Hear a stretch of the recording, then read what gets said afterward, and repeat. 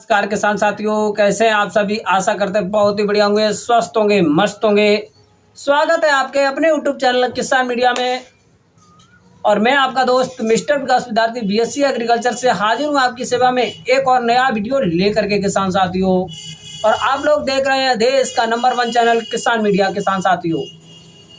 तो किसान साथियों, आज 11 जून 2024 हो चुका है। जून के महीना में आज मैं आपको एक ऐसी खेती के बारे में बताने वाला हूं जो कि किसान साथियों ने विगत वर्षों में करके एक हाईएस्ट प्रोडक्शन के साथ में मार्केट में उसका एकदम भाव की बात करें तो हमेशा आसमान को छूता है। एक नंबर पे भाव मिलेगा आपको किसान साथियों, क्योंकि विगत वर्षों में जो हमको उसके प्रोडक्शन की एकदम बात करें तो अच्छा खासा देखने को मिला है।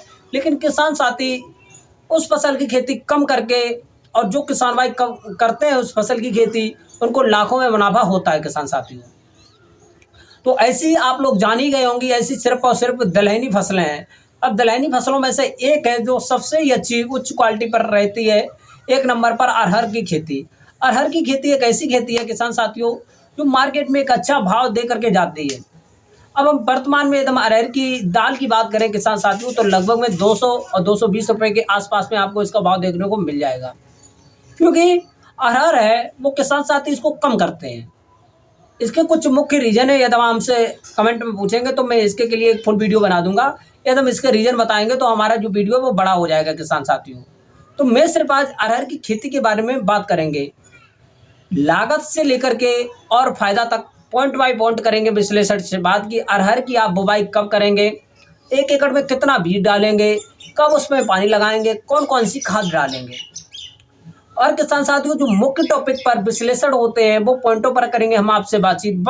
बने रहे वीडियो को अंत तक जरूर देखें बिना स्किप किए हुए, क्योंकि आज की वीडियो किसान भाइयों के लिए बेहद महत्वपूर्ण और इम्पोर्टेंट होने वाली है। क्योंकि आज मैं आपको ऐसी ही फसल के बारे में बताने वाला हूँ जो किसान भाई बहुत ही कम करते आ रहे हैं। विगत वर्षों में जो किसान भाइयों ने इसकी रुचि ढीली है, अरहर की खेती करना कम हुए हैं, इससे जो है आजकल मार्केट में जो भाव है वो ऊपर जा रहे हैं। तो इसी के लिए आपको अरहर की खेती जरूर करनी चाहिए। मुख्य पॉइंटों पर बताएंगे आपको, बस बने रहे वीडियो को अंत तक देखें। तो चलिए अब देरी ना करते हुए चलिए हम करेंगे वीडियो स्टार्ट। नमस्कार साथियों, अरहर की खेती करने के लिए सबसे पहले आपको उच्च जल निकास वाली भूमि का चयन करना होगा, जिसमें कि जल भराव की जो समस्या है वो बिल्कुल भी नहीं होती किसान साथियों। फिर उसके बाद में जो अरहर की यदि हम बुवाई की बात करें किसान साथियों तो लगभग में आप लोग ये जो जून है, जून चल रहा है, जून के लास्ट सप्ताह में यानी 20 जून के बाद में और जुलाई के फर्स्ट वीक में यानी मानसूनी एक बारिश हो जाए। मानसून की जो एक बारिश होती है, पहली बारिश होती है वो हो जाए, फिर उसके बाद में आप लोग इसकी बुवाई कर सकते हैं। फिर उसके बाद में किसान साथियों यदि हम इसके प्रोडक्शन की और इसमें लागत की बात करेंगे तो इसमें बहुत ही अच्छा लाभ और लागत कम लगेगी और लाभ अच्छा खासा मिलेगा। वीडियो में बताएंगे हम अंत में कि आपको इसमें मुख्य विश्लेषण जो लागत और लाभ कितना होगा, ये सब विश्लेषण जो है मैं अंत तक पूरा का पूरा समझा देंगे, आपको समझ में आ जाएगा किसान साथियों। तो सबसे पहले हम इसमें बात करेंगे किसान साथियों जो अरहर की खेती है हम किस प्रकार के भूमि में कर सकते हैं। अब सबसे पहले मैं आपको बताना चाहूँगा, अरहर की खेती आप किसी भी प्रकार की भूमि में कर सकते हैं, लेकिन जो सर्वोत्तम अच्छी उपज लेने के लिए भूमि होती है वो होती है बलुई दोमट मृदा, जिसका पीएच मान 6.5 से लेकर के 7 के आसपास में होना चाहिए किसान साथी। फिर उसके बाद में आप लोग अच्छे से खेत को जुता देंगे, पहली जुताई, और आप पलेवा कर देंगे। यदि बारिश ना हो तो आपके लिए पलेवा अनिवार्य है दलहनी फसलों की, क्योंकि कि वहाँ से आपने पलेवा नहीं किया तो आपकी जमीन की यदि हम बात करेंगे तो वहाँ से आपको अच्छा जमीन नहीं मिल पाएगा। फिर उसके बाद में आप लोग क्या करेंगे, अच्छे से बीजों को अच्छी सी वैरायटियों का चयन करेंगे और 1 एकड़ के खेत में आपको 8 से 10 कुंटल वर्मी कंपोजिट की खाद और यदि हम 8 से 10 टन सड़ी गोबर की खाद ये मिला देंगे। और इसमें हम नाइट्रोजन, फास्फोरस, पोटास बहुत ज़्यादा मात्रा में नहीं डालेंगे, क्योंकि ये है एक दलहनी फसल और दलहनी फसलों में हम नाइट्रोजन, फास्फोरस और पोटास की बात करें तो बहुत ज़्यादा मात्रा में नहीं पड़ते हैं। फिर उसके बाद में हम करेंगे एक हाइब्रिड वैरायटी का चयन। तो अब देरी ना करते हुए चलिए करेंगे हम हाइब्रिड वैरायटी का चयन। चलिए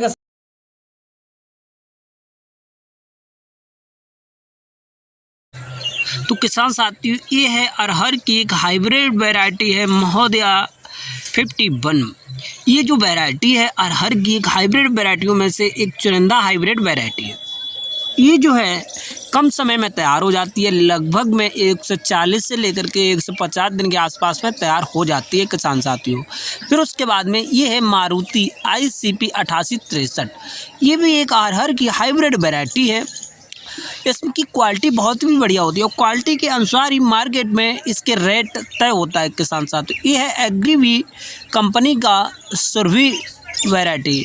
इसका रिसर्च अरहर सीड इसको रिसर्च के द्वारा बनाया गया है। ये बहुत ही अच्छा वैरायटी है और अच्छा इसमें प्रोडक्शन मिलता है। ये है अवस्थी सीड, अवस्थी कंपनी का अरहर की ये भी एक ख़ास तौर से अच्छी वैरायटी है और ये भी बहुत ही कम दिनों में, आजकल जो हाइब्रिड वैरायटियाँ आ रही हैं वो कम से कम दिनों में आपको पककर के एक अच्छा खासा उत्पादन दे रही हैं किसान साथियों।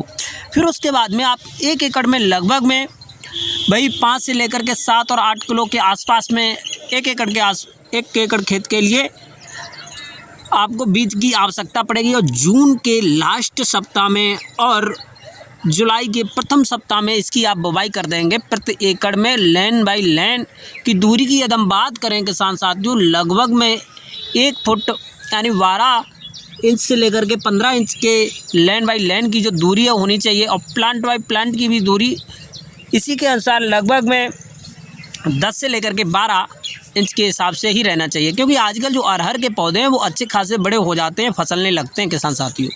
फिर उसके बाद में जब आपकी जो फसल है किसान साथियों लगभग में 15 से लेकर के 20 दिन के आसपास में अच्छे से जम जाए, तो वहाँ पर आपको ये ध्यान रखना चाहिए किसान साथियों कि खेत में किसी प्रकार के खरपतवार नहीं हो पाए छोटी सी अवस्था में। इस छोटी सी अवस्था में वहाँ पर खरपतवार देखने को मिले तो आपकी जो फसल है नष्ट भी हो सकती है, क्योंकि अरहर की फसल एक दलहनी फसल है। इसमें खास तौर से अच्छे खासे नाइट्रोजन देने की आवश्यकता पड़ती नहीं है, इसमें पानी भी कम लगाने पड़ते हैं।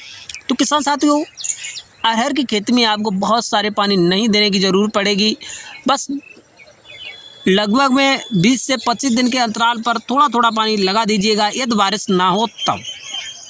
फिर उसके बाद में किसान साथियों आपको 2 से 3 निराई गुड़ाई करना अति अनिवार्य है अरहर की खेती में, क्योंकि खरपतवार नहीं पनपने पाएँ। और फिर जब आपकी जो फसल है किसान साथियों जो फ्लोवर स्टेज पे आ जाएगी, अब यहाँ पर आपको ये बात बिल्कुल ध्यान रखनी है कि फ्लोवरिंग स्टेज पर अरहर की फसल में आपको बिल्कुल भी पानी नहीं देना है। अरहर हुई और चना की फसल हुई, जितनी तिलहनी और दलहनी फसलें होती हैं वहाँ पर हमको जो फ्लोवरिंग स्टेज पर पानी बिल्कुल भी नहीं देना चाहिए। फिर उसके बाद में किसान साथियों आपको टाइम टू टाइम इसकी रखवाली करना चाहिए।